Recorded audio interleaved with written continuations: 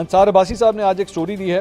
उन्होंने कहा जी, खैबर पख्तूनख्वा के वज़ीर आला की हैसियत से अपने दौरे हुकूमत में अली अमीन गंडापुर ने 9 मई के वाक़यात के सिलसिले में पाकिस्तान तहरीक इंसाफ के बानी इमरान खान, पार्टी रहनुमाओं और सैकड़ों कारकुनों के खिलाफ सूबे में दर्ज तकरीबन तमाम मुकदमात जो है वो निपटा दिए थे।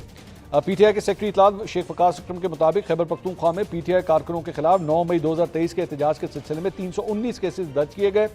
इनमें से 268 केसेस पुलिस और इस्तिगासा की मदद से कानूनन अदालती तकाजे पूरे करते हुए अंजाम को पहुंचाए गए और इस बात को यकीनी बनाया गया कि ये केस ब्लैकमेल करने की चाल के तौर पर दोबारा न खोले जा सकें।